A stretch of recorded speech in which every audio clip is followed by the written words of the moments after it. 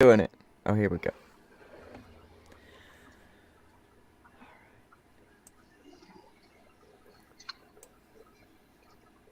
Are we ready? Go.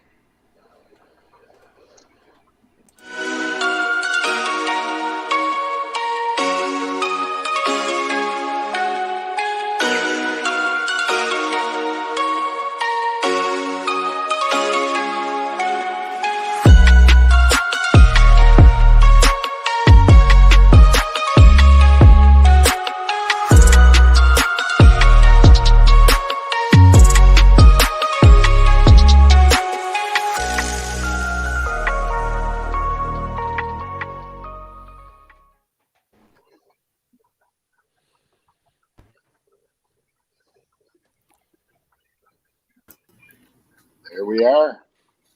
Hey everyone. I guess we're having some technical difficulties tonight. We're all on the struggle bus. We're all running late and I'm having like these cramps in my toes.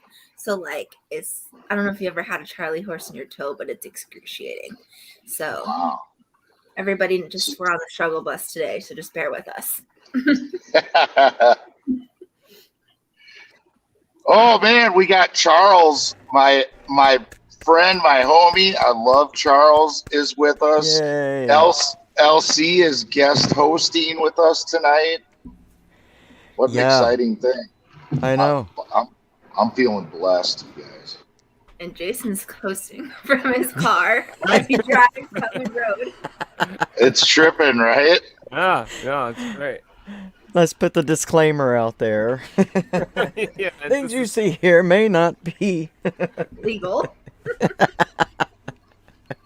Uh-oh. I'm not looking at the screen though. I'm just driving. Right. All hands free. All good. Yep, but y'all can see me, but I can't see you.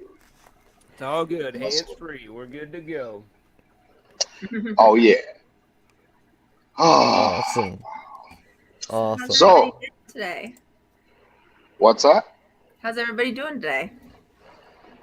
Spend the day from hell, but I'm doing great. Wonderful. Tremendous. Yeah, I heard a little bit from, backstage that you had fun with women in construction today. And just in general, it's been one of them days. Like I had a guy hit my brand new truck with the skid steer, lack of communication and shit from the crew that I was flagging for. And they totally just dragged their feet all day. So we were flagging in the dark at the end, and there's no reason they shouldn't have been off the road and a whole bunch of shit. So, but like I said, I'm doing great. Nothing going to break my stride. Oh, no. Is it cold? It was in the morning, but it warmed up pretty good after about 1 o'clock. It was like 33, 32. Warmed up is 32? Yeah. Yes. That's balmy, because yesterday was stupid cold. It was. It was windy. Yeah. Oh, it was a wind, bro. We were out there all day in it. Yeah. After dark yesterday, too, as a matter of fact. So kind of weird for flagging to be on the road after dark. It's not normal, but it happened 2 days in a row to me. Oh yeah, we got some Northern California action up in here, so that's a beautiful, beautiful part of the country right there. Well, it's 69 degrees in Florida right now. I'm like, when you're saying it warmed up to 32, I'm like 69. I know. I was thinking, Ashley, our places, if we were getting that cold, it would probably be some like disaster. There would be no bread on the shelves. There would be nothing happening. Dude, I'm not lying. Sunny 70. I thought it was cold this morning. Yeah. It felt cold when I left the house. Well, I suppose I sorry. Go ahead. Oh, I was going to say, I suppose I should introduce my dear friend Charles to you guys. So Charles is awesome as hell. love this guy. He's one of the people that really empowered and,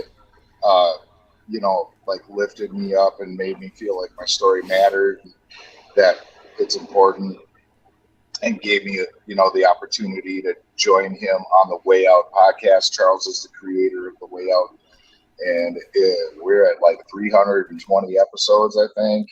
Just released 321. See, and Charles is a huge blessing in my life, has been since pretty much the beginning of my recovery. I think I've been doing the show with you for what, Charles, a little over 4 years. So, yeah. But that's just a brief intro. You guys are going to love him. I know he's going to love you, and I've been wanting to get him on the show for a while, and then this random, our guest didn't respond yesterday, and so it happened all willy-nilly, like super shotgun style. So welcome, Charles. Super happy to be here. And Jason, you're just a brother from another mother. You know that. And the work that you've done for the Way Out podcast and the amazing interviews that you bring really have helped make the podcast what it is today, in large part. And I couldn't be more grateful for it. And grateful to be on here with you all as well. So LC and Ashley, super happy to be here and talk some recovery. Outstanding. Outstanding. Absolutely. So why don't you tell us a little bit about yourself? And so let me give you sort of the Reader's Digest version of it, right? So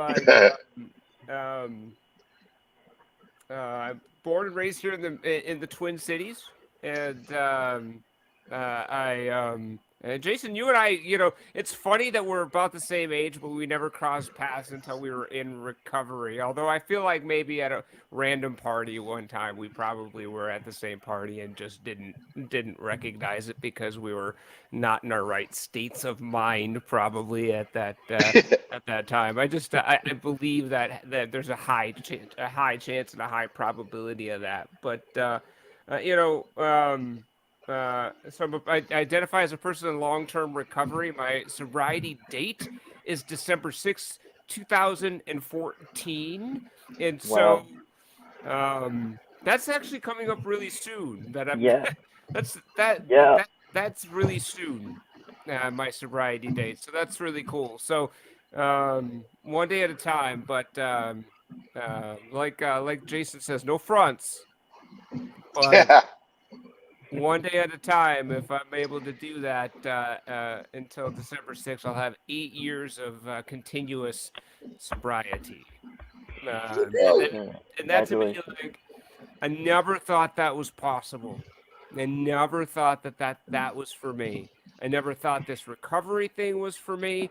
I never thought that living a life like I do today was for me.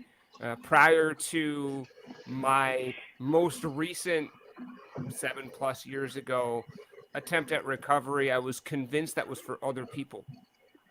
That you all could get this thing, that you all could get sober, but I'm that guy. I'm that constitutionally incapable one, right?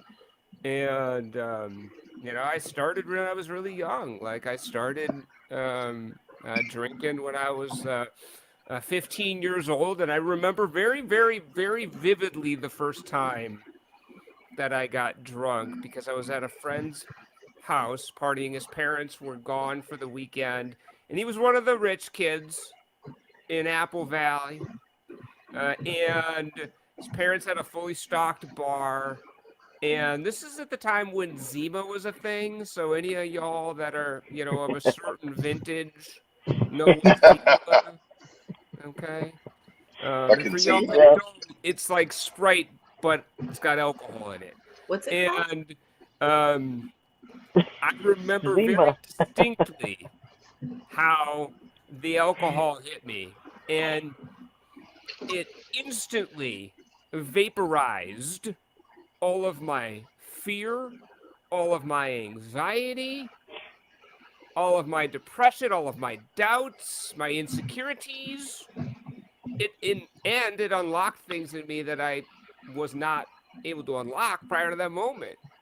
I was secure and funny, at least I thought I was, and I could flirt with the girls and I could stick up to the guys. I was the version of myself that I always wanted to be, but was never able to achieve. And all I remember thinking is, I want to do this as much as I possibly can. This is the answer. This is the solution to how I feel on a daily basis. So my mom died when I was 11 years old from cancer, and that set the stage, I think, for a career in alcoholism and addiction. And I was off to the races at that point. I went to treatment pretty early because at that party I got so drunk that my friends locked me in a dog kennel because I was out of control and they could not control me. And they went and checked on me like, I don't know, sometime later, and my lips were blue and I wasn't breathing. And I was dying of alcohol poisoning. But my best friend somehow was able to revive me by pounding on my chest. And that scared my dad and my stepmom, and they made me go to treatment. And, I learned really quick what they wanted to hear. Like, I lied my butt off. I was at that time indulging in other things as well. By the time treatment rolled around, I had availed myself to other substances, and I had no intention on quitting, but I knew what they wanted to hear. And I, decided that I was going to become the treatment ninja and, wax poetically about things that I had no interest in working. And I remember very distinctly when they were passing the coin around at graduation, I was ready to chip out. And I thought I had everybody snowed. And the head treatment counselor, Eileen, who was an old Irish woman who I didn't think was paying attention, even, usurped the circle. And she took the coin and she looked at me and she said, "You are lying to this group. You are lying to yourself. You're going to use again, and it's probably going to kill you." And she walked out. And although I feigned shock, she saw right through all of the BS, right? And she cut right to it. And every time my substance use, my addictions, my alcoholism became unmanageable, Eileen would resurface into my consciousness. And I would hear that. You're lying to this group. You're lying to yourself. You're going to use again, and it's probably going to kill you. When I got a DWI, when I lost a relationship, when I woke up somewhere and I didn't know how I got there, Eileen would come up. Was Eileen a nun? She sounds like right. I'm picturing that in my head. Right. No, but she should have been. Right. Right. Like reincarnated, right? Something like that for sure, right? And that was that voice of reason. And I in my early 20s, I got a nudge from the judge and went back, and half of me wanted it and half of me didn't. Half of me thought, boy, if I could just get there, that'd be great, because there was people in those rooms that had something I wanted, but I wasn't fully convinced I was ready. I wasn't ready to let go of the substances and the addictions at that point, and I was still fairly convinced I could manage them. And then again, addiction whack-a-mole, right? And over the next 15, 20 years, two fundamental truths would repeat themselves over and over. Number one, over any length of time, my substance use will become unmanageable. Hard stop. Once I start, it will become unmanageable. And that'll surface in any array of consequences that I iterated before. And the second truth was that I couldn't stay sober by myself without a solution. I couldn't do it. My life also would become unmanageable. And so those two alternating truths ended up coming to a head on the back end of my third marriage. My wife at the time looked at me and she's like, we've been married for a year. And she said, Charlie, you drink every day. Yeah, but baby, it's not a problem. It's only a few. And the problem with, of course, saying that is now she's counting, right?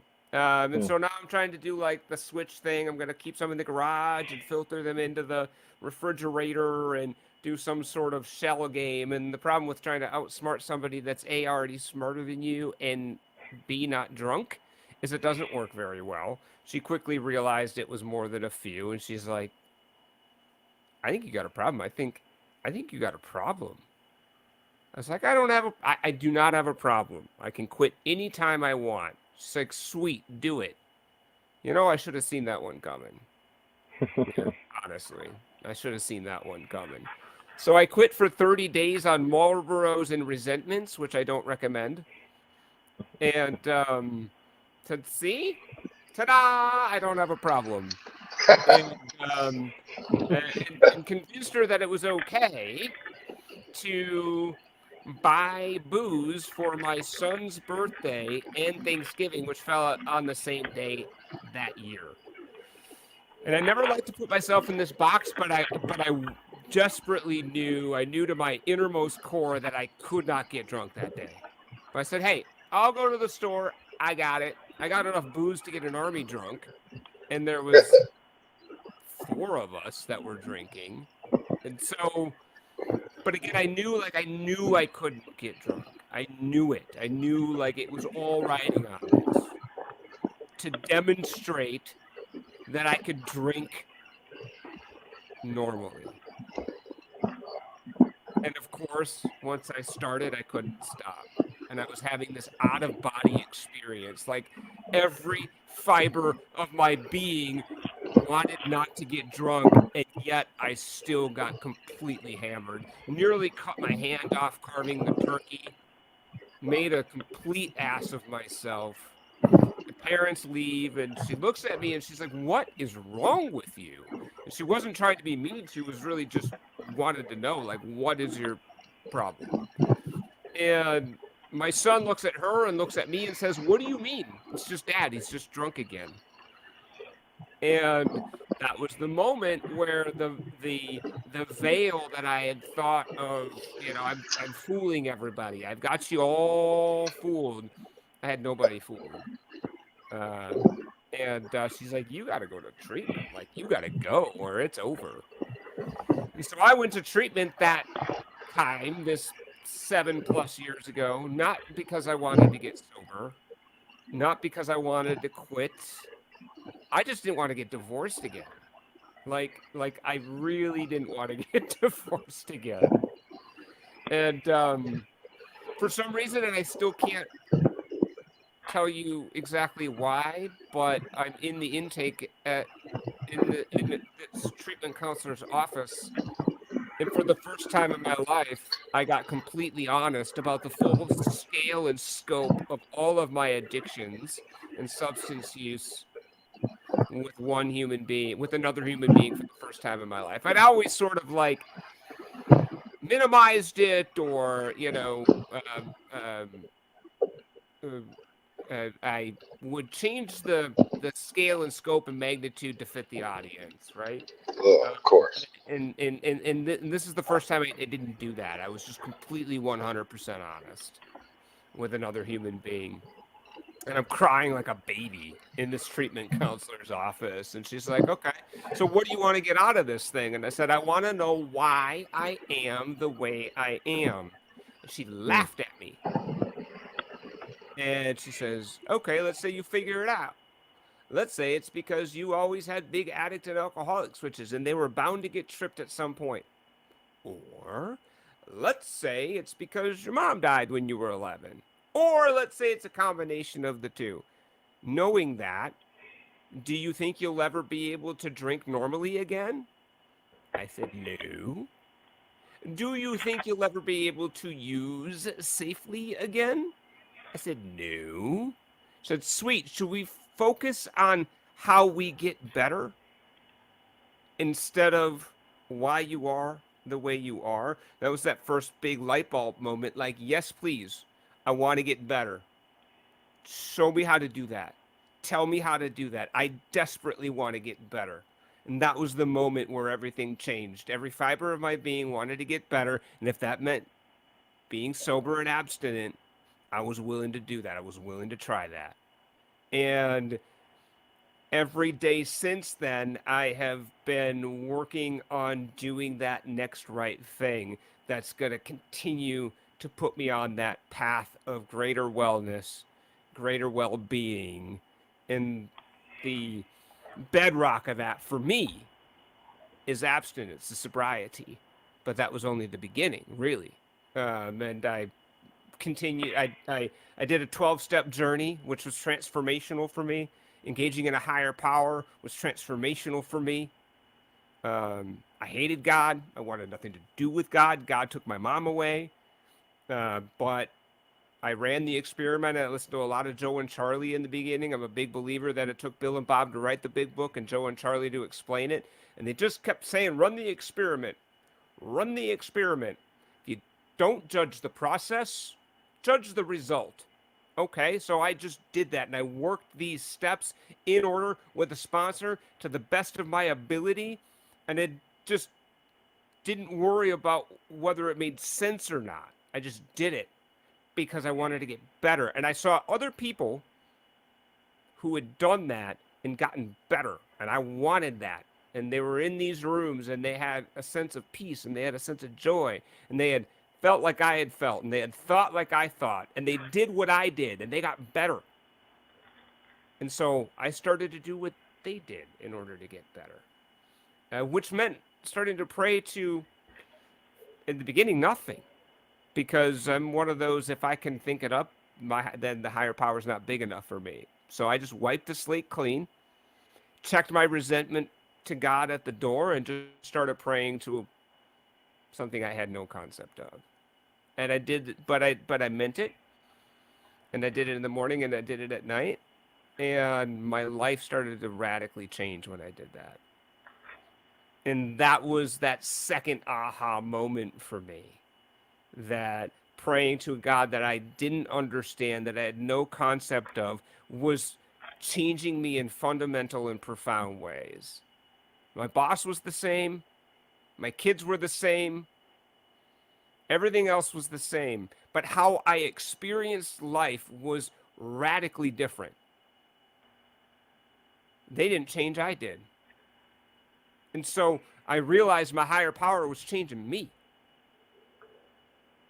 And that was a fundamental truth that I learned early on in recovery and still practice. So it's been a ride. It's been a journey. And I started this podcast because I wanted to get stories that I was hearing in church basements out to the rest of the world. Like these stories were changing me in profound ways. And it was also, in the beginning, a bit of an amend, because I had spent a lot of times in 12-step rooms talking about stuff that I wasn't working and I didn't believe. And there was a lot of really great people that were still said, that probably saw right through it and said, keep coming back, right? And so it was a great way for me to be able to lift up other people's stories.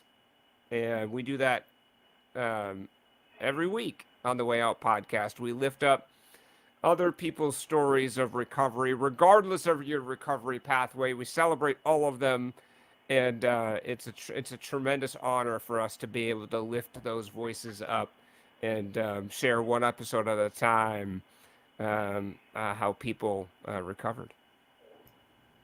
It makes me Amazing. think of something I said today to someone, like, because I spoke somewhere where it was like a, you know, a not normal place for me to talk about mental health and substance use disorder. And I said, it's amazing how people react when you tell your story and you're open and honest and you tell the truth. Like, Yeah. it is amazing the things you can say that they want to hear and react to. It's like, Yeah. it still amazes me. It's the authenticity, Mm-hmm. okay, that Yeah. we as human beings naturally connect with on Yeah. a Yeah. really, for me anyway, a really spiritual level. Like I feel it in my bones when somebody's being authentic.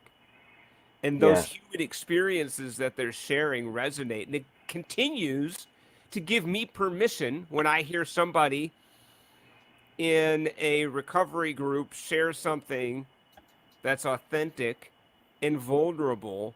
It continues to give me permission to do the same thing, because that's not an easy thing for me to do 7+ years in recovery. Still, it's hard for me to share Mm-hmm. on that kind of level. Like, hey, this is hard for me. This is life is lifey, and I don't know what to do. Right? But shame and secrets make us sick. 100%. Yep. Yes. Yep.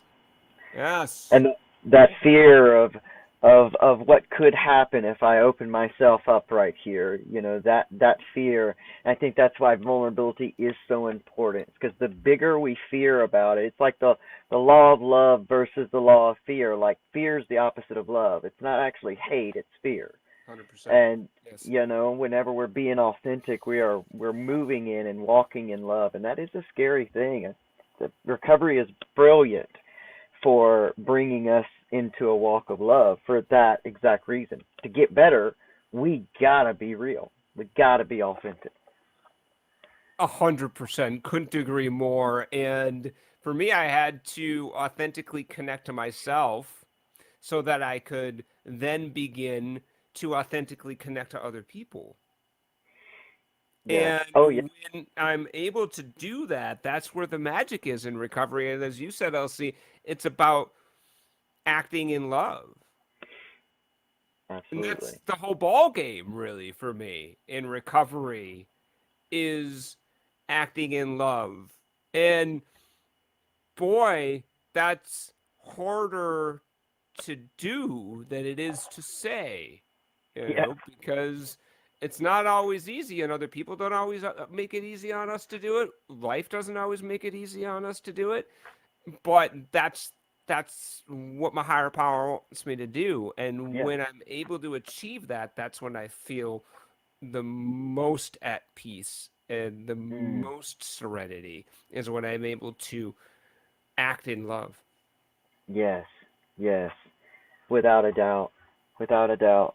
I that's one of the questions while you were talking, I wrote down the question of, the whole, it sounds like in the beginning of your journey you were heading for that sobriety for other people, and it seems like whenever you came into that place of recovery, and the question I had was, do you think stepping into the healing made the difference? Because it seemed like that why, tell me why, is that sobriety aspect of it, but tell me how to get better, to me, brings the healing aspect of it.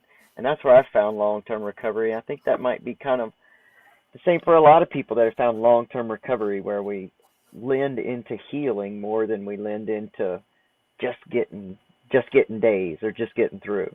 100%, LC. And I love the analogy of the burning house. Okay? I was a house that was on fire. Okay? And the house was about to be burnt to a crisp, the house of Charlie. Okay? And I'm looking at the house burning, saying, I wonder what happened. I wonder why the fire started. Put out the fire. Okay? then we can figure out, what started it and maybe, make some course correction going forward so we don't start some more fires, right? Yeah. Yeah. All right, but let's put out the bleeping fire first, shall we? Before we sit and look at it and be like, I wonder why that fire started. And firefighters do the same thing. They put out the damn fire and they get the people and the pets out and stuff. And then they send the investigators in, right? To figure out what Absolutely. happened, right? And so for 20 plus years, right, the house was burning and I was like, I wonder why that happened. I wonder why the house is burning, right? So focusing on the solution, versus why it started. And then again, recovery answered a lot of that for me as I progressed my journey to and through recovery to this point. I've learned a lot about what drove the nature of my thoughts and actions, my counterproductive thought and behavior patterns. And I had a lot of them. But, I need to put the fire out first. Outstanding. Glad you figured that out, bud. Yeah. It's pretty critical.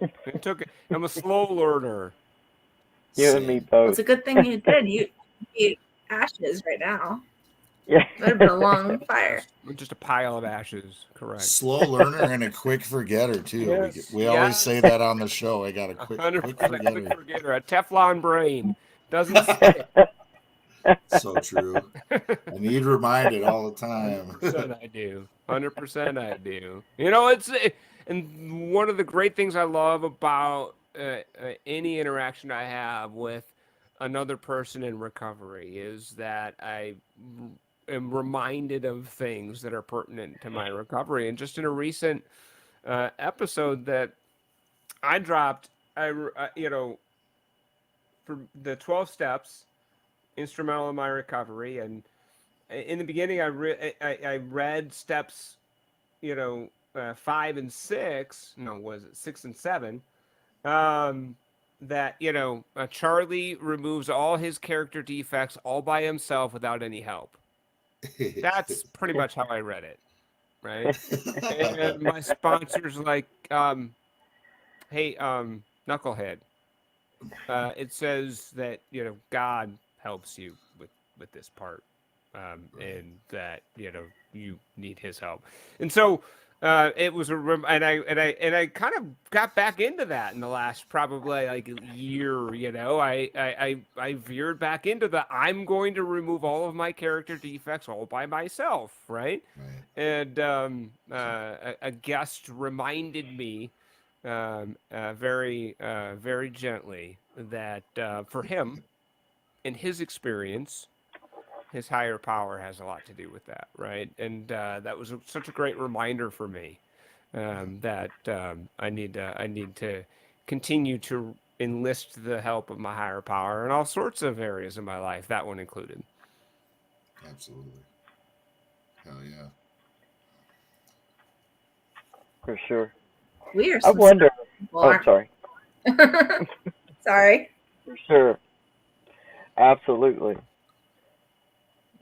I wanted to ask you about the. See, I really like what you were talking about with the God that you had no concept of.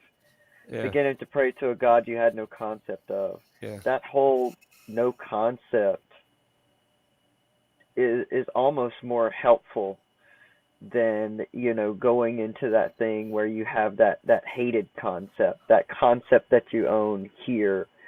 That was very interesting to me, and I appreciate that share about that. I think a lot of us go through that.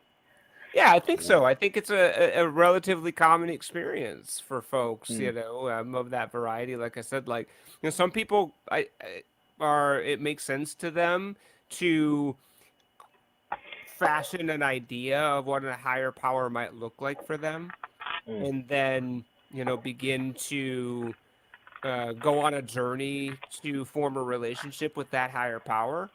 That didn't. I couldn't do that because, again, I always would think if I can think it up, it's not big enough for me, Yeah.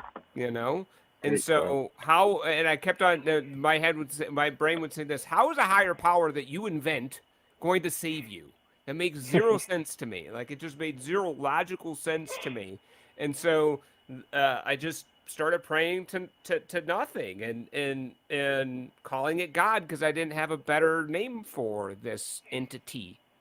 And so my recovery is centered around an experience of God, not Mm-hmm. an idea of God. Mm. Like And that. and my and that informs my spirituality is my experience of God. And that Mm. experience provided the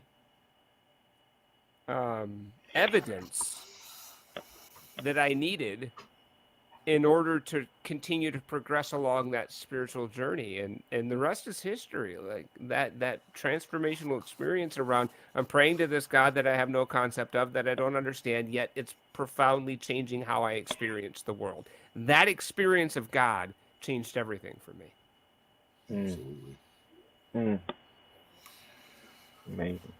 Yeah, man, it's like even when I first started my recovery, for the first couple of years, I didn't really have a higher power per se, I guess, the group of drunks, the good orderly direction from the, collective wisdom maybe, but but I experienced a spiritual life as a result of that. I mean, it worked marvelously. I never had any sense of spirituality or concept of it before. And I mean, I could feel it that I felt so profoundly different. Right. And that was definitely a huge blessing, just like, what is this? Yeah. Yeah. Super weird.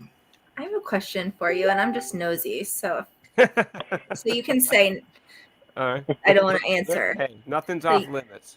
you said that it was your third marriage and just didn't want to get divorced again. Mm-hmm. So did it work? Oh yeah, what a cliffhanger! I Yeah. inadvertently left the story. That's great. I love that. Maybe you were trying to hook people into listening That's to The yeah, Way Out. Great yeah, hook point. yeah. So no, it didn't. And there's a lot of reasons for that. And so a couple things. Number one, uh, I'll always be grateful to her because she stayed married to me long enough to get me through treatment. And that's the only reason she stayed married to me for that extra length of time, was because I could be on her insurance in order to get through treatment. And so I'm profoundly and forever grateful for her for that, because it launched what has been the most meaningful and enduring recovery I've ever experienced in my entire life. So that is great. And I'm engaged to be married now, almost 8 years later, to my fiance, who's absolutely amazing and also in recovery, and that Beautiful. wouldn't have happened, right? And so we're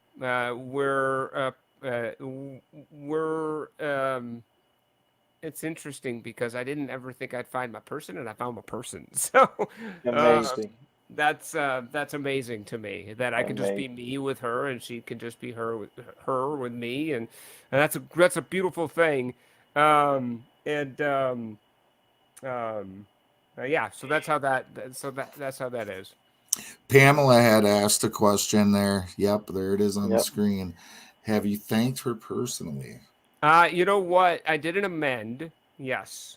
And so that's a great question. I did an amend, and I did thank her for that in my amend. It was a really funny amend story because at the time I was still pretty um, butthurt over some of the things that transpired on the back end of the divorce, like kicking me out of the house with nowhere to live, and like throwing all my crap in in my rowboat for suffice to say I was pretty butthurt. But I had to prepare for the amend, and I did, and I prayed, and I prayed, and I prayed, and I prayed, and I prayed, and I prayed, and I prayed for the resentment to go away, and I prayed that she got all the things I wanted for myself, and I didn't mean it, and I was still butthurt, but at some point I had turned the corner, and I had forgiven her for the things that transpired on the back end of the divorce, and was ready to do the amend, and so I did, and I thanked her for the tremendous blessing of being able to stay on, to launch into recovery, and she took the amendment. She says that's appreciate that, or what, I don't. But she said something to the effect of, and honestly, I don't think I have anything to apologize for. And I literally almost bit my tongue off at the time. Like I almost bit it clean off, and I like ran to the car afterwards and called my sponsor, and I was like, just lit up, right? And he's like, "Did you take care of your side of the street?" I was like, "Yes." All right then. The rest of it is up to your higher power. It's not up to you anymore, right? And so if you've got that resentment back, you got some prayer to do. And so I did that. And I she just gave you more to practice. You know what I mean? Oh boy, That sure worked. There was a lot of praying after that. A lot. You know, because those are the things, man, that like give us the strength and like build them muscles to, you know, use these tools. No doubt. And then I prayed enough. It was like 2 months later, and I had prayed, and I'd gotten to the point where I'd let it go, and I'd come to peace with it. And and she emailed me out of the blue and said, "Hey, you know, I got to tell you, when you made that amend, something stuck with me that I was just not able to shake." And she's like, "You know, I think I do have a few things that, you know, I need to, you know, apologize for." And you know, I don't even remember what they were, to be honest, because like I've let it go, like it's like not a thing. Yeah, and but she did that, and I wasn't expecting it, you know, and I didn't need it, but she did, right? That's awesome. And she did because I had mentioned to her that I had to pray in order to get ready for this, and I had to pray, you know, to release the resentment. And just that little bit of insight around how I got ready to make the amend to her, you know, got her into a place about thinking about her own side of the street, you know. And That's awesome. So yeah, it was a total and complete blessing. And you know, those are the kinds of things that happen as a result of, you know, recovery. And for me, focusing on the one big thing that I do have some control over, and that's that next right thing. Yeah, dude. So nosy question number 2. Yes. Are you nervous to try it for number 4, or does it feel like this is like new life? It's been a long time. This is number 1. You're going into it clean slate. It feels very different. So I am not nervous, but I did take my time, and we've been together for a long time now, and I wanted that, and that was important to me, that I didn't rush into anything, and that, you know, and I took some time before I even started, you know, making the decision that I wanted to start dating again. I took 2 years where I dated myself in the first 2 years in recovery. Okay. So like that was important to me too. And then taking my time with this. And so no, because of that, because I took my time and I was able to get my feet under me from a sobriety perspective and able to do some really important work. You know, therapy was really important to me in the beginning as well. So I went on, you know, a parallel therapeutic and recovery journey. And so for anybody, I highly recommend EMDR therapy if you're one like me that has, PTSD and trauma, grief stuff um, in their history, or dealing with All that of us. currently. EMDR like was transformational for me. So that recovery journey in parallel with my therapeutic journey. I dated myself for for a good couple years, and then my fiance and I have been together for over 4 years. So no, absolutely not. Dude, it's Did crazy. you It's wait? been 4 years already. Yeah. Did you guys Yes. Wow. wait that long before with the other ones? How long was it that until you got married the other times? So the my first wife is the mother of my two amazing children, and like we didn't know each other very long before we found out about my first my oldest child, right? And so although it took us a little bit longer to get married, like we were living together and doing the thing like right away, and I always say that we were supposed to be parents of our children, but we were not supposed to be married. We were not supposed to be married. That was not supposed to be. Very different people like to live very different ways, right? And so that was not long for this world. We stayed married for quite a while, for almost 8 years. We were together for about 8 years, all told. Um, well, yeah, about 8 years. Yeah, yeah. Trying to think, 8 or 9 years. For the kids primarily, right? And my addiction blew it up, essentially, right? So, the second marriage I call a rebound marriage. Okay. And so that thing, like the whole thing inside of a year, okay? Oh, wow. And like I'm a big fan of not telling other people's stories. I'm not going to do that, right? But just suffice it to say, it was not good from the start. Neither one of us had any business being in a relationship, especially with each other, trying to blend a family. It was a disaster from the word go, okay? And it ended mercifully inside of a year. Um, and then again, the third one was like, that was a part of my thing. Like, um, relationships were gonna fix me, right? Mm. Like that was gonna fix me. I need to be in a relationship, and I need you to think that I am the greatest thing since sliced bread. And worship the ground I walk on, right? And when you stop doing that, or when I realize that you're a human being and that you've got flaws, right? Then it's all over, right? Right. Because this is no longer than filling the giant chasm in my soul, right? Um, So descriptive. So you're saying life got better when you got rid of alcohol and drugs and women. Life was better, right? It did. It absolutely did. Life got immeasurably better when I realized that I was the common denominator in all of it. Yeah. Yeah. Well, And then then you needed to do the hard work of that's it. facing it. But yeah, so.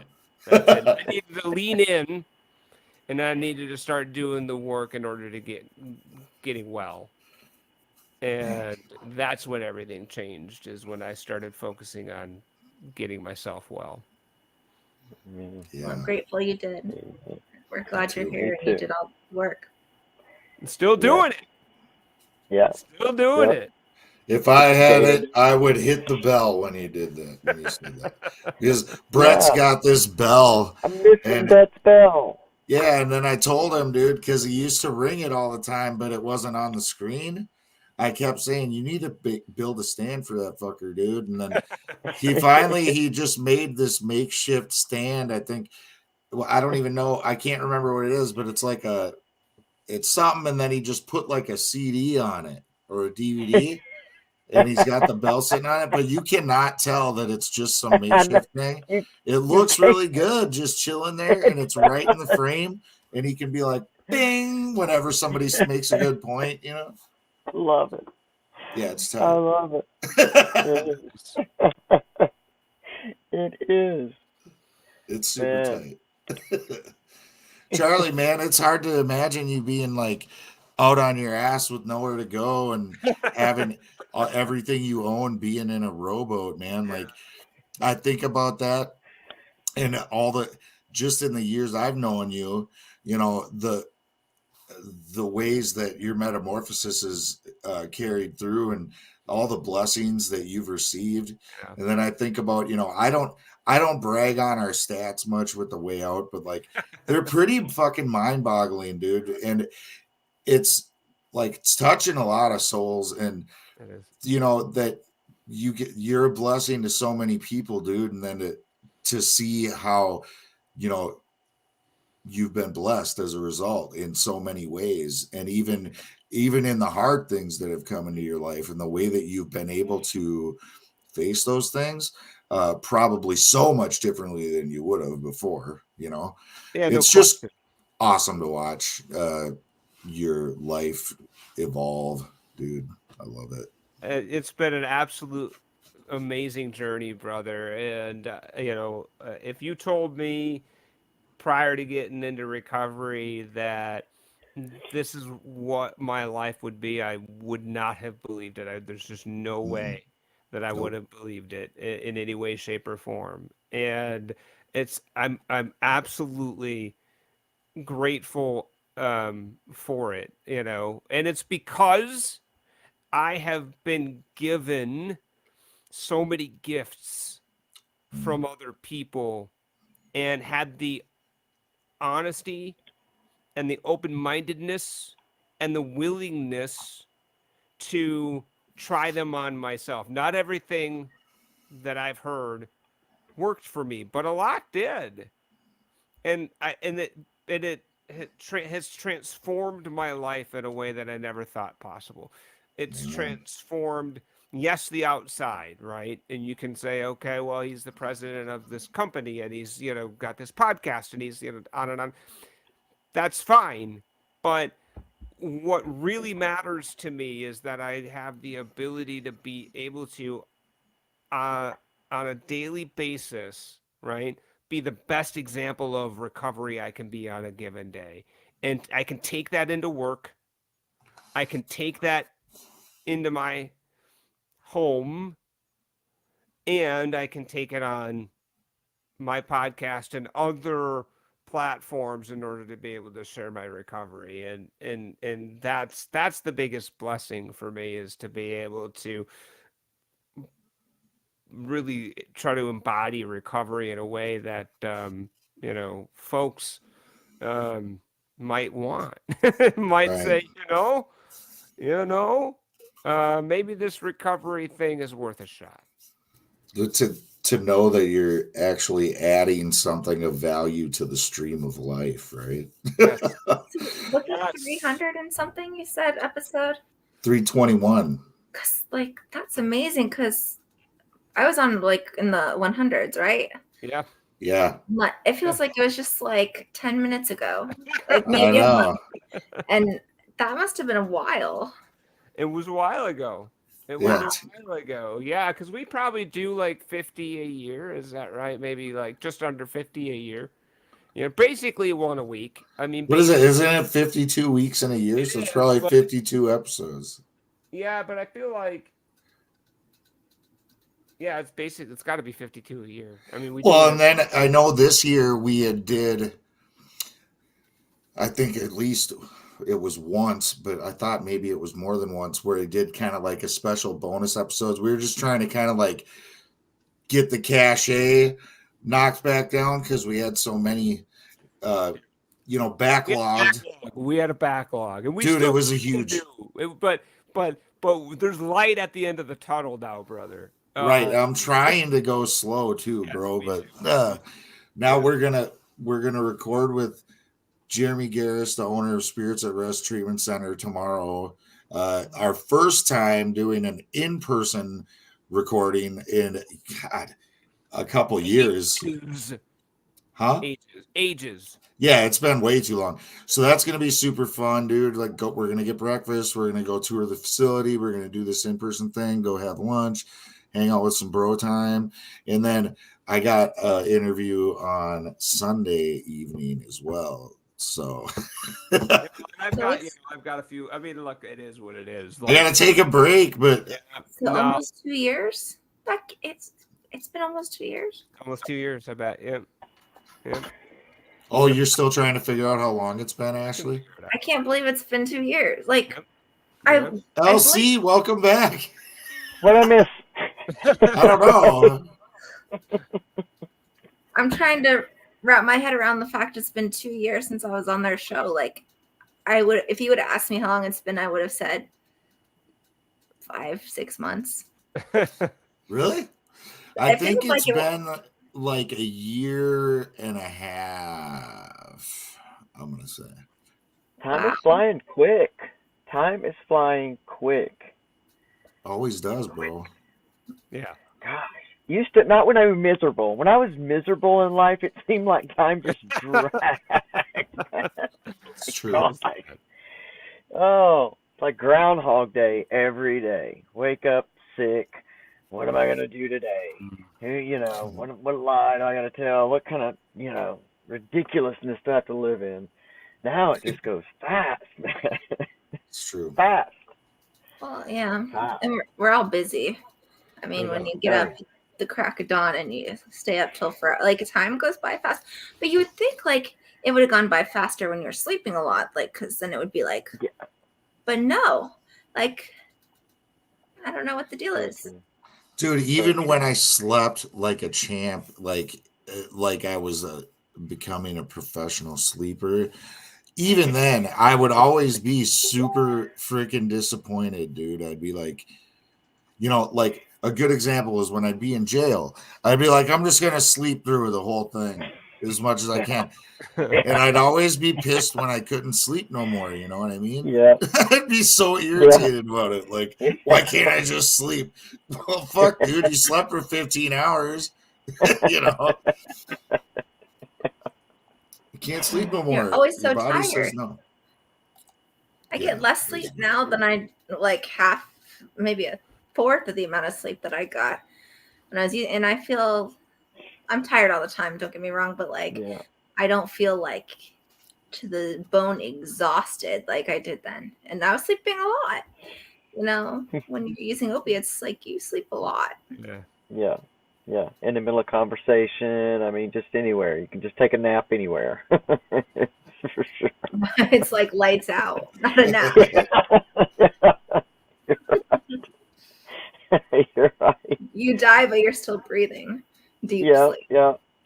I'll never forget knowing that I had a problem whenever I was talking to my grandmother one day, and I guess I just went out, and I just remember coming to and picking right up in conversation. I'm looking at her face like, she's just like, what just happened?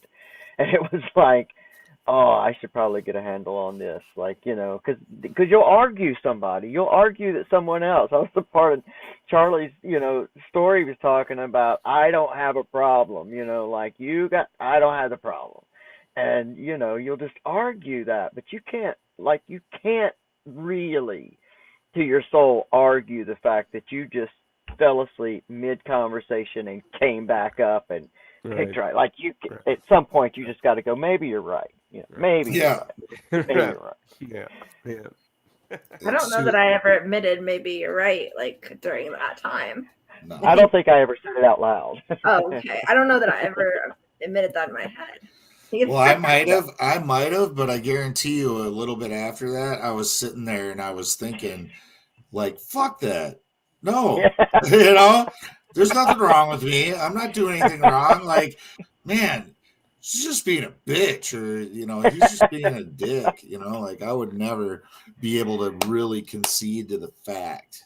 I might, for the sake of argument, like try to smooth things over, if you will, but then I would be like irritated about it after, the more I thought about it, It'd be renting space in my head. And that's, I think, a good way to tell you guys if you're having a productive conversation or not, because productive conversations actually leave you feeling like a weight's been lifted off. You feel better, Yeah. and you feel so different, like, about the whole thing. But when you have a non-productive conversation where you're just snowballing somebody, it's like you're still letting it rent space in your head. You're fucking dwelling on it. You're probably stewing in it. Yeah. At least I used to. Charles always says, "I love me a good resentment," and I feel that. I loved me a good resentment back in the day prior to getting sober. Like, loved me a good resentment for all sorts of reasons. Like, it was great to drink over, and it felt powerful, and it felt righteous indignation. Like, well, how dare they do that to me? What are they talking about? I'm prescribed this. Right. I don't have a problem. I'll show them. I'll drink at them. Yeah. There you go. Yeah. I'm hiding these in my socks. There's nothing wrong with me. I've got pills in my socks so that I don't have to let anybody see that I'm going back and forth to the cabinet. Just hiding this everywhere. Yeah. I used to set timers because I'd only allow myself to take a certain amount in a period because, like, I knew withdrawals would get really bad if I ran out.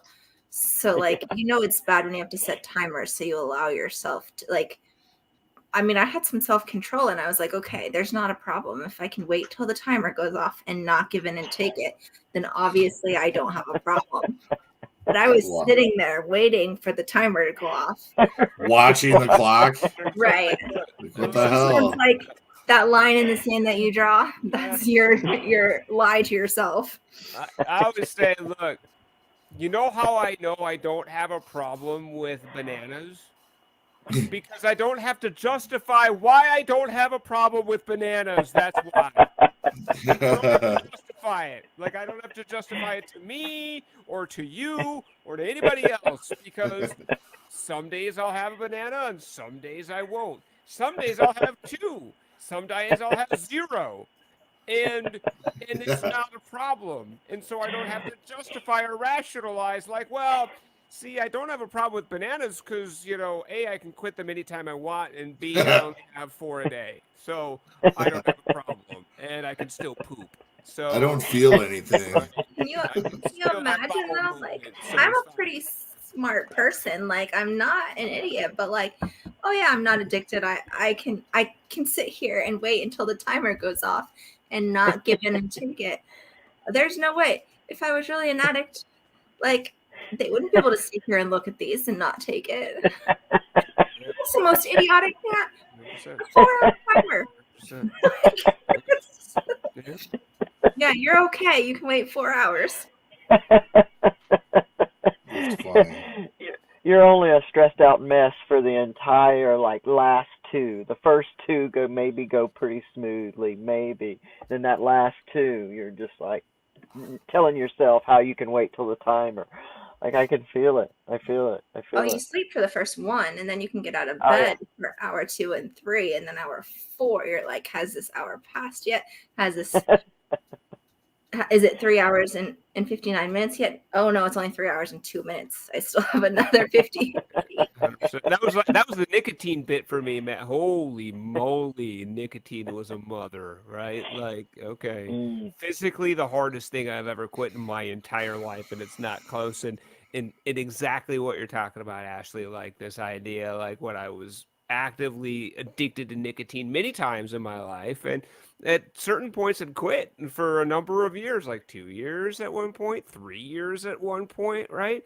And it always started up the same way, which is, I'll only have one, and if I only, if I don't buy them, if I just, bum one from then it's fine, and but then it's every time I would end up being a daily smoker again, right? And then when I got sober, I transitioned from smoking to vaping, and that got out of control really quickly.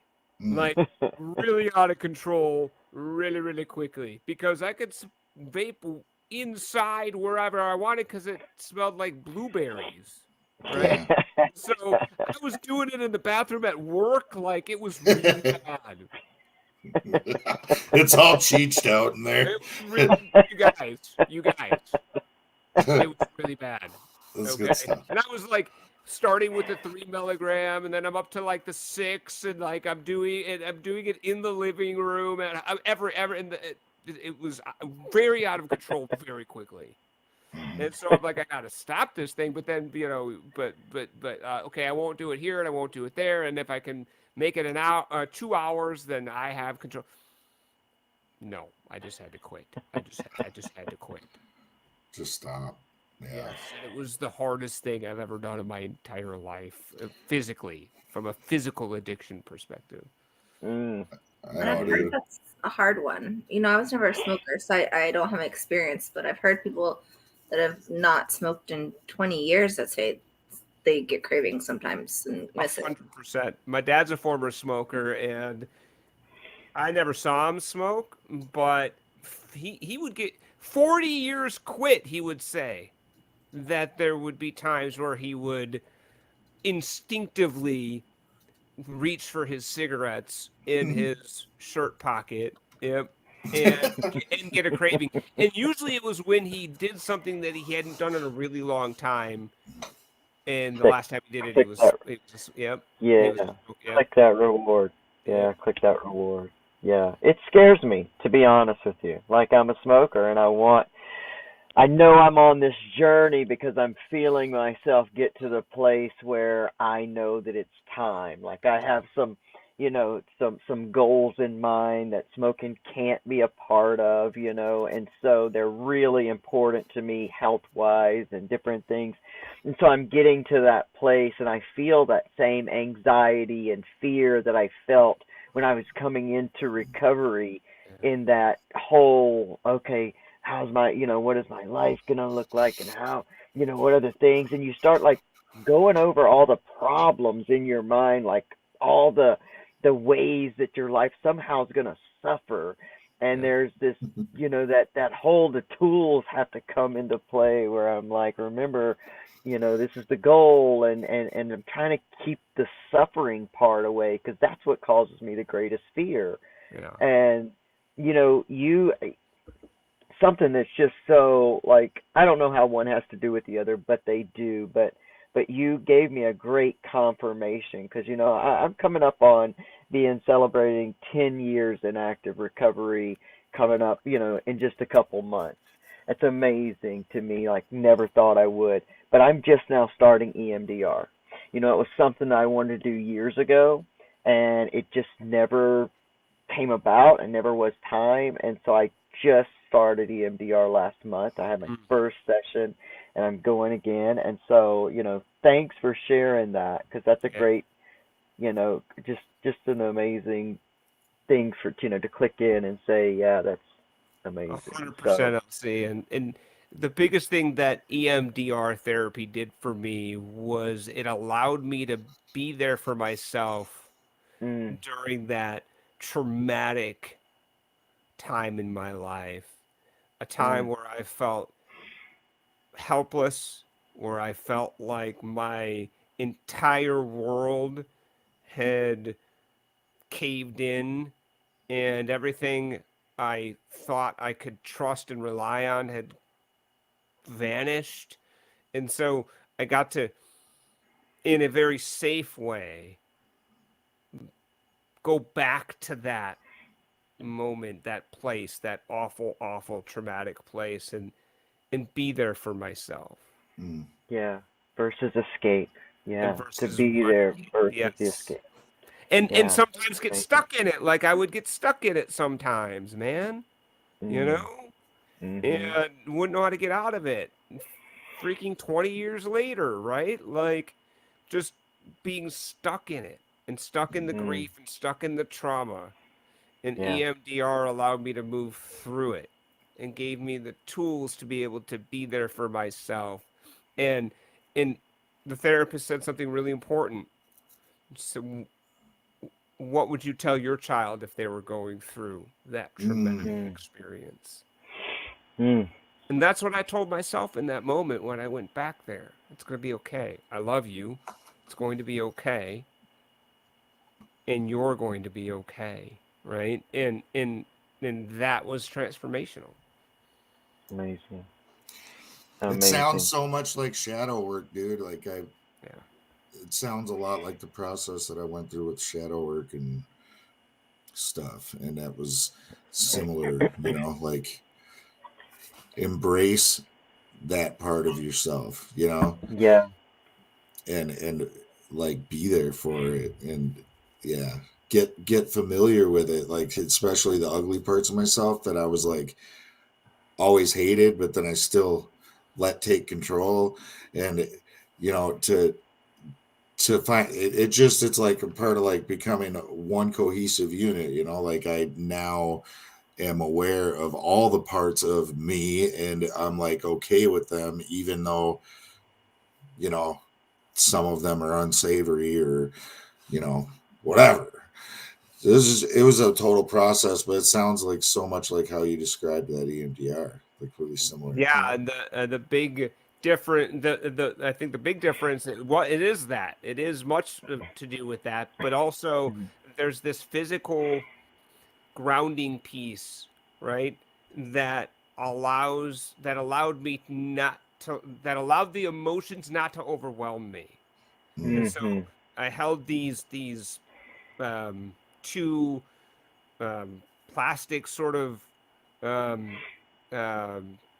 modules that buzzed intermittently, and that allowed the emotions not to super overwhelm me because I knew I was here.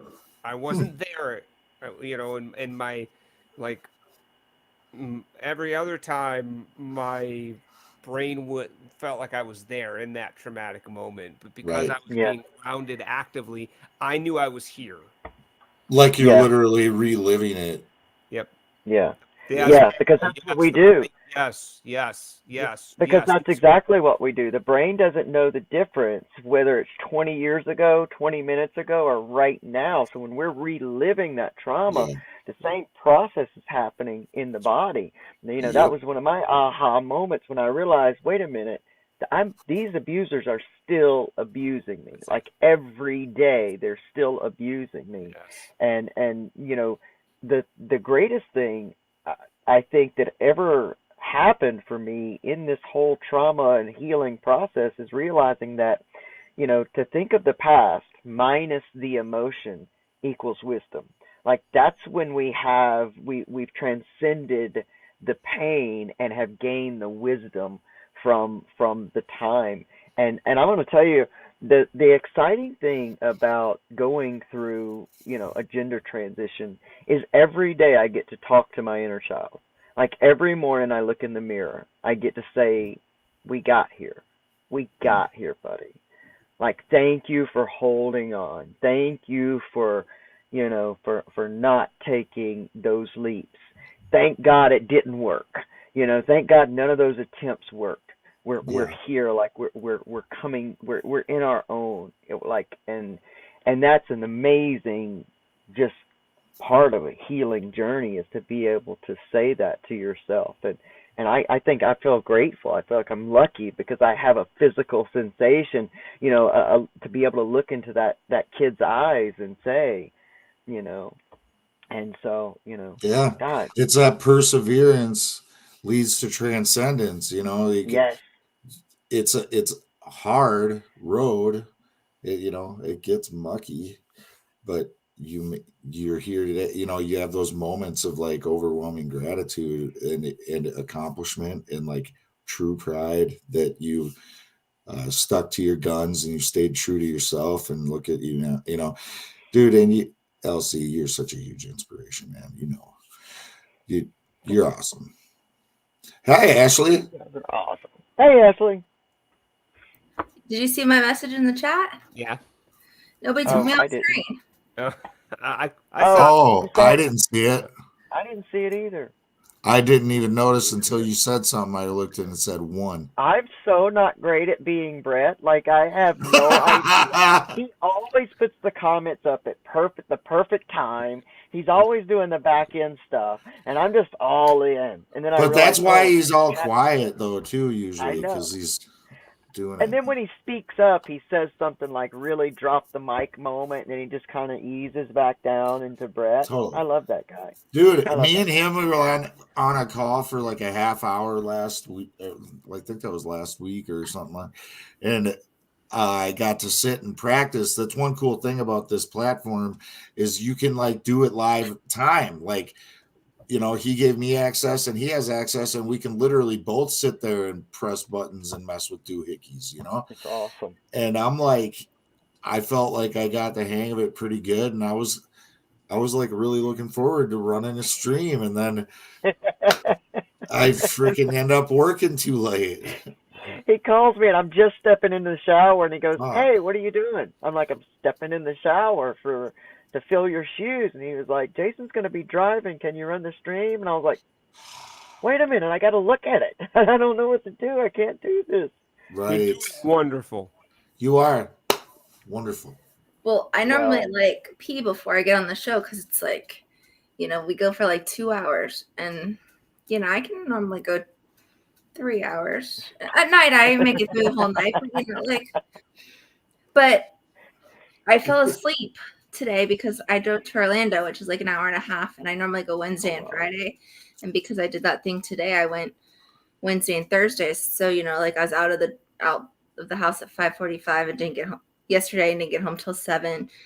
I was out the door at 5:45 today. So when I got home, I took a nap and I overslept, and I'm like, oh crap, I got, you know, like I'm coming. So I didn't get to pee before the show today, and it just screwed things up. I just saw your private chat. Sorry I missed that. It's all right. I'm looking at the regular chat. I'm glad you feel better, Ashley. Did you look at the chat now? Oh man. Well, I see the private chat now. It says, yeah, hey. Look at it now. Oh, Charles. We're gonna take Charles off so he can go pee. Now we're taking Charlie off. Yep. We'll see you in a few. Hey, there's no shame in our game. Dude, I don't think we've ever made it a point to say, hey, usually like Brett will just do this, like shut off the, you know, thing, and then just leave it like that. And then people don't even know he's gone because it's mute. At least you have a picture. Mine's not a picture. Well, that took me a little bit to figure out. Oh, yeah, it's my. Oh, we gotta get you a picture in there, Ashley. Yeah, I just show up. I don't do any of the tech stuff for it. Yeah. I did it when we did our learning lesson training session on how to run stream, because I was like, how do you have that cool thing on yours, dude? Mine doesn't have it. And he's like, somebody made that for me, man. And he's like, yeah, it's pretty cool. And I'm like, well, I want to put something on there. So he like showed me how, and I was like, oh, duh. So I need help sometimes. Amen to that. He and I are going to make some a cool an outro for the show. So we're going to be working on that. So tonight we'll get to play the one that I made for Recovery Revolution Live. It's a 5-second YouTube promo, but it's nothing special. But we're going to make some good outros for the show because y'all deserve that. I think we're going to do some good stuff. Good stuff. Sweet. I love StreamYard, man. It's the greatest platform on earth. Charlie's back. It is pretty slick. I will say that. It's pretty dang slick. Nice. They've got a great affiliate program too, of which I welcome back, Charlie. I'm so glad to be back, and I'm feeling much more comfortable. You guys literally now it's my no, we'll watch this. But you don't have to take me off because now this will embed the Way Out Podcast logo on people's brains. Shameless plug. Look at that. Yeah. Shameless plug. I support it 100%. Me too. It's a great podcast. Man, thank you. Thank you. It's been an absolute absolute honor and privilege to be a part of it, and it's just been great. In the beginning, I had to hunt people down and beg them to be Yeah. on the show. And now we're in a much different position, and very fortunate to, have folks that are wanting to come on the regular and share their journeys to and through recovery up until this point, and it's great. It's really great. I learned something from every single human being that comes on the show, and it's been one of the greatest educations of my life.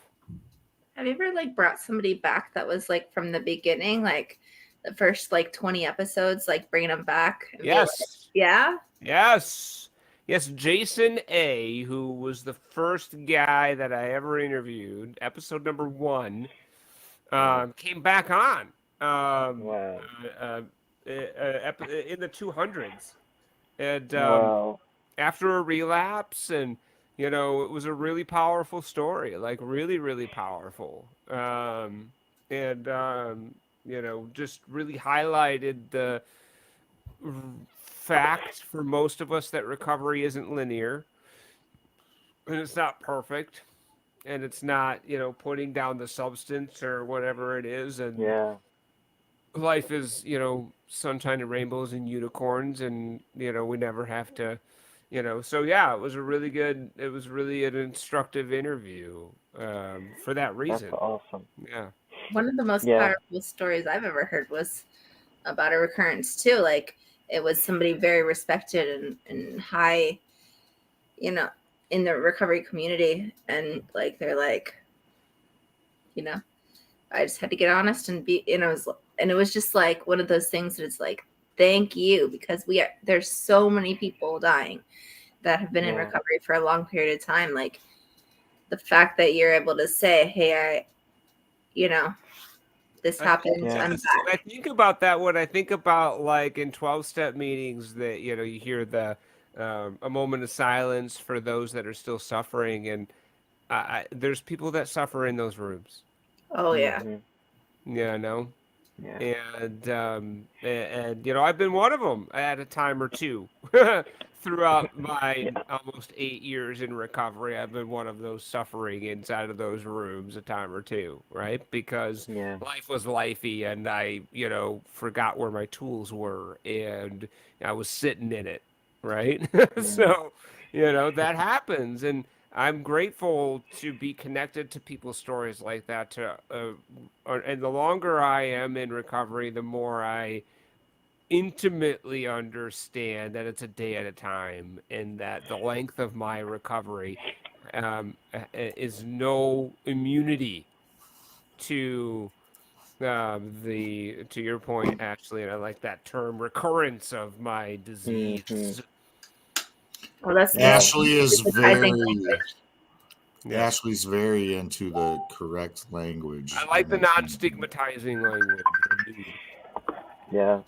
And while I think it'll take a while to, continue to like integrate into our everyday language, I'm really, really grateful that we're taking time to begin to do that, because, in looking at the stigma, right now I'm trying to come up with different, because my focus is on helping to change that stigma.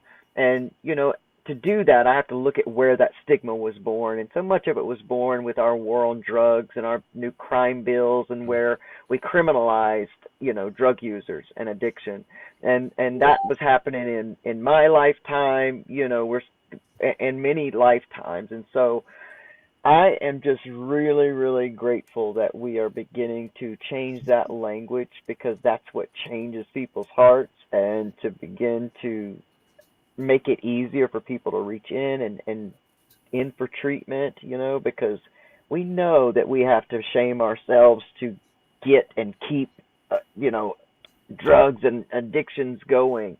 But you don't necessarily want to feel like you got to shame yourself to step into treatment, or that you're going to be shamed. And that, I know, has really, it hurt me for a long time, having to do that and that happening. Well, and I think what they're trying to do is like, use the disease model is, if you have cancer and you come out of remission, you don't call that a relapse of cancer.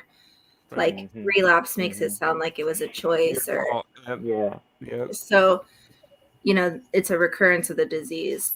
That it's not in remission anymore. Is kind Absolutely. And let me just say, if I may, I hate the word overdose. I just hate it.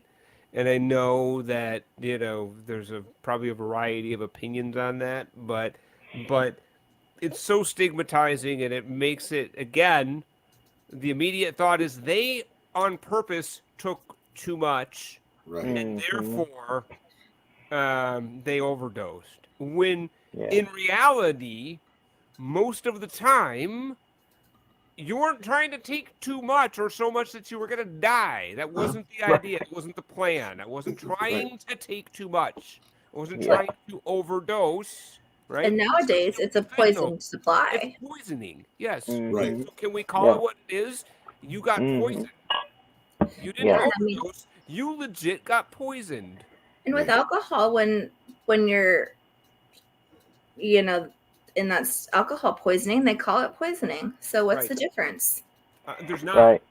That's There's not. Stigma. That's the only difference. That's it. That's the stigma.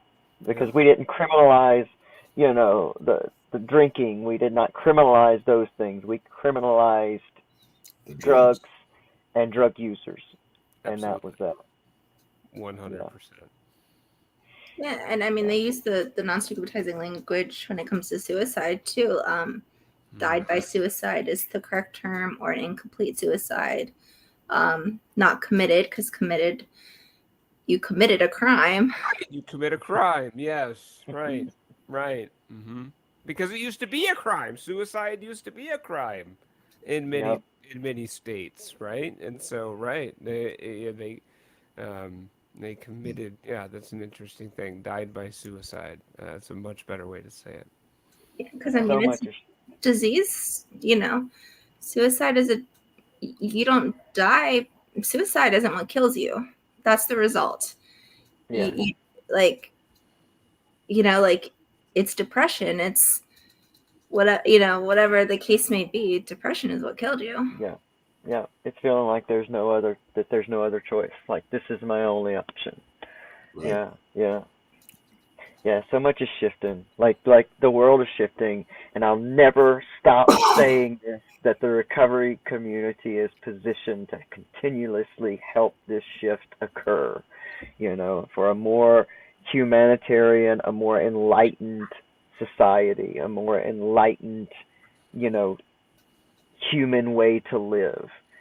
And bravo, recovery community. Bravo. It's about recovering out loud, right? And That's when right. we recover out loud, Yes. we afford folks in and out of the recovery community to see what, as Jason's shirt says, what recovery looks like. It's true. And I'm just going to say this. If you're in the recovery community, remember, you're representing what recovery looks like. So you can, if you're going to be loud and proud about it, you better know you're representing us all too. And if you, I don't want to say act like an idiot, and treat people badly, that's the stigma that comes across, because you're being loud and proud. So if you're going to be loud and proud, That's it. represent us well. And that's the thing about that. I think about that. My sponsor would say that, and I've heard that in the rooms, is that, you might be the only example of recovery somebody sees. Yeah. Yeah, so don't be going to, places and say thank you, be gracious. Don't go and trash places that you go, but have you ever seen, there's groups that'll go and they'll say restaurants, and they'll leave where they're sitting looking ridiculous, and they met, as a group together. It's that waitress just knew you're meeting for, together as a group after you went to a meeting and stuff. And they're going to remember that they had to pick up the stuff off the floor and all this stuff. After the recovery people. Right. Yeah. And they won't use the word recovery. That's the thing. They won't use the word recovery after that. That's not what it's good. That's not what you're going to be called. That's not going to be. We had a bunch of addicts here. Yep. Exactly. Yeah, That's right. That's it. True. A bunch of ex-addicts. Yeah, right. Yeah. It's bigger than us. You know, I think all of us kind of knew it to a certain extent when we started recovering out loud. You know, that was absolutely something that I made a point in myself to, you know, to do that and recover out loud. And you know, that's such a great point, Ashley. That's what we have to do. Like, we're called to do that. And I step in proudly, you know, like in so many different ways. You know, I'm grateful. I'm grateful that I get to do that in many different aspects of community. You know, I say that with trans people as well. You know, like, don't be the militant. You know, we don't have to be that militant and meet this with that. You know, like love is an action. Love is all those things. You know, like, walk in that love. You know, in any way, shape, or form. If you're wearing a recovery shirt and you can afford to tip a little better than just the typical tip, and the waitress was good, like, is that not destigmatizing if you give a better tip wearing a recovery shirt? Like, because, you know, the stigma says, oh, I'm not going to get a very good tip. Yeah. Right. It's gonna be that. Yeah.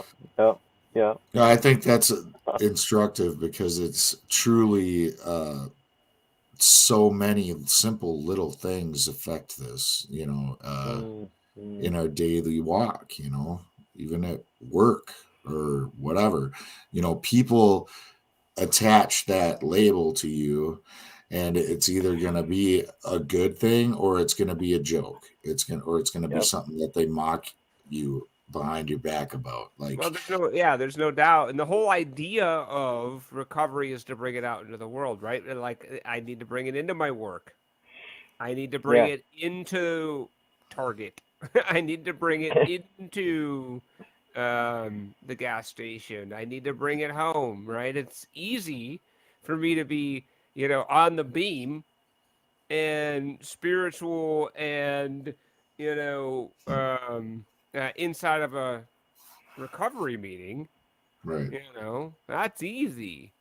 But bringing it out into the world when life gets lifey, when I'm in a hurry and I got a million different things going on, and, you know, work is you know, clown shoes, right? And, you know, and I have to wait an extra 5 minutes in line at the Target, right? That's when, you know, the rubber meets the road for me from a recovery perspective, right? How am I going to treat that person? Yep. How am I going to treat that person when I had that kind of day and work was absolute clown shoes and I've got a million things going on and I just want to go home and that's it. And how am I going to treat the person that, you know, has had a line of customers for hours and I had to wait an extra 5 or 10 minutes, right? Am I going to be an ass? Or am I going to be grateful that they were there to be able to serve me? And am I going to be able to treat them with dignity and respect? True. I think Pamela raises an interesting perspective. She says, I think a lot of the old behaviors are habits sometimes too. Changing how you behave in public takes a conscious effort. And it's definitely, you know, I think it can be like that where you have to make a conscious effort. Like, if my day is going awry or whatever, I might have to be more conscious of it, you know, how I'm responding to things. But I honestly think that it's a natural byproduct of the work you put in on yourself. If you're willing to face your issues and, you know, no matter what your pathway to do that might look like, if you really heal and grow, and you change your thoughts, beliefs and attitudes, then you just show up in the world different. You just respond to the world different. And it's like, it's a natural byproduct of a lot of inner work, you know what I mean, as well. But definitely I have to have that conscious effort at times more than others. Yeah. I notice that I have to have that conscious effort typically when the halt is going on for me. Am I hungry, angry, lonely, tired? And I always add an S to it, stressed. If any of those conditions exist, or any combination of those conditions exist, I'm much more prone to revert back to old counterproductive thought and behavior patterns, because that is just true for me, right? If I haven't eaten in too long, I'm more likely to be crabby. Right? So do you say it halts or schalt? So let's take this step further. And you're saying you have to tell yourself to treat the person right when you're, and how about if you take a second and you let the person that's complaining behind you go in front of you, and you wait an extra couple seconds? 100%. That's work. Yeah. There's your work right there. In the back, like you had an episode, Jason, recently, and we talked about parking in the back, and I do that all the time, right? Yeah. I park way in the back of every parking lot I ever park in, because I have two perfectly working legs, and there's plenty of people that absolutely need to be closer for a variety of different reasons, and I'm not one of those people. And so I make that conscious effort to park in the back on a regular basis. And now it's just habit. Like, I park in the back on every, with rare exception. Today I did not, because I took my fiance to the doctor to get something. I'm not going to overshare on that, but just know that I didn't park in the back for a good reason this morning at the doctor with my fiance. I'm not even gonna lie. Full transparency, I always look for the closest damn parking spot. And my mom, she had one of those placards, the handicap placard that you hang up on your. No, Jason, don't tell us. Don't. No, I know where this is going. And I have used it before. Jason, no. I know, I'm horrible. I've used it. I'm not gonna lie, I'm horrible. I have work to do, you guys. It's okay. At least you're admitting it. That's before anybody judges, don't think you didn't think about doing that yourselves. Okay, like, we've all thought it. Okay, we've all thought it. I'm gonna have to get off because I need to put my kids to bed. But it's been great being on. All right, see you, Ashley. Love you, Ash. Bye, Ashley. Thank you for coming. Yes. Yes. I've got a big work day tomorrow. I'll have to go soon, though. But you guys are the best, man. I'm great. Dude, I love how I just put myself on blast. There's probably so many people are gonna see that and be like judging. Yes. They can't judge you, Jason. Let me tell you why. Because your authenticity is just, dude, you can't. That is too real, too honest, and like you can't judge a true heart. You just can't. Like how Charlie was just saying, like, we've all thought about it. I legit was like that. Like, when I was with my mom for 100 days last winter with the continuous in-home care, I drove everywhere. And we brought that thing everywhere, and it got left behind in my car. And one of them, because she had more than one. And I mean, it just was like a light bulb moment, like I was like, because we do think about that kind of stuff. Like, I wish I had one of those things because there's nowhere to park here. And then I'm like, oh, ding, ding, ding. I have one of those things. So now you've come clean, Jason. Don't you feel so much better now?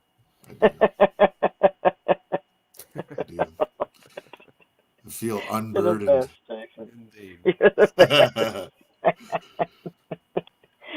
Well, Charles, I hope that we're gonna have to get you back on because I know Brett and JR Yes. really Yes. want to meet you. Love to. And Yeah. you know, we're on the rare occasions, you know, like some people we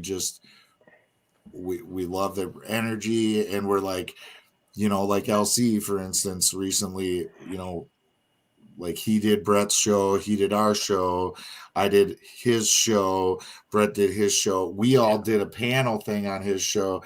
So it was like a lot of interaction. And then we asked him, like, would you be willing to like maybe step in as co-host sometimes somebody can't make it?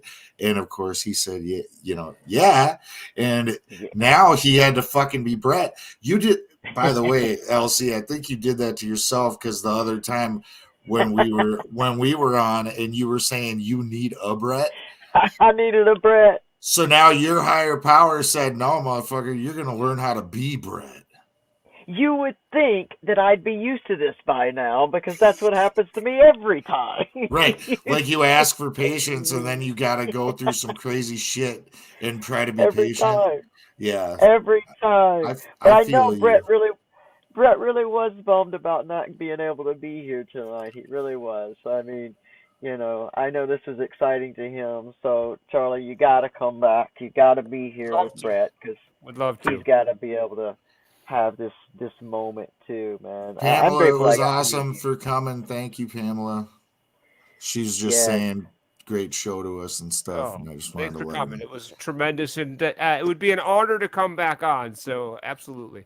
Hell yeah, bro. Outstanding. All right, do you know how to do the outros and stuff?